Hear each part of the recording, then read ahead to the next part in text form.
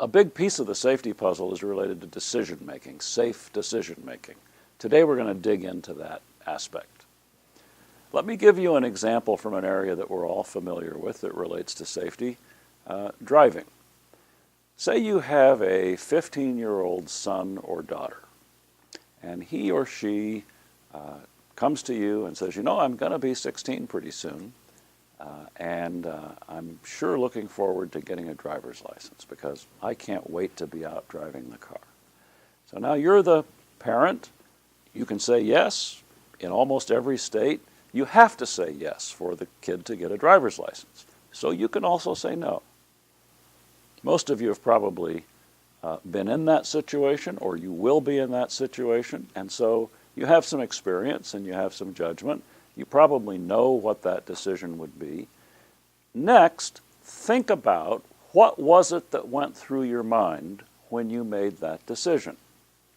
Did you think, boy, my daughter really wants to drive. I don't have a choice. I have to say yes to this.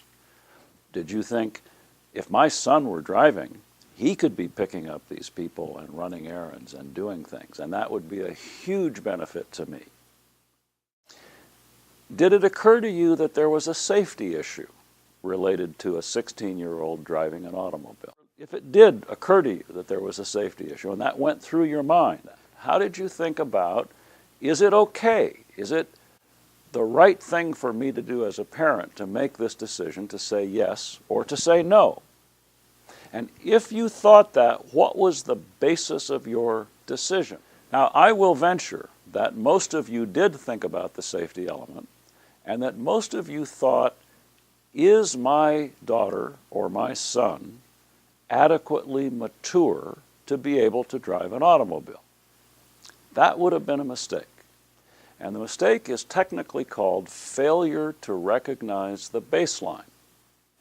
One of the considerations that should have gone through your mind, and for some of you I'm sure it did, is to ask yourself the question, what is the baseline fatality rate for drivers aged 16? And how does that baseline compare with drivers who are different ages? As you can see from this data, there is a distinct relationship between age and fatality rate in driving automobiles. And you see a distinct, statistically significant effect of age in relation to fatality rate. And if you didn't consider that in your decision, you didn't consider perhaps the most important aspect. Now, where would that have taken you? I don't know that it would take you always to saying, no, kids shouldn't drive, but it might take you to saying, I'm going to put some restrictions on that driving. I'm going to require some threshold of training. The decision-making process that I've just described is influenced by cognitive bias. And the bias is that you don't take into account the factual data that is relevant to the decision that you're making.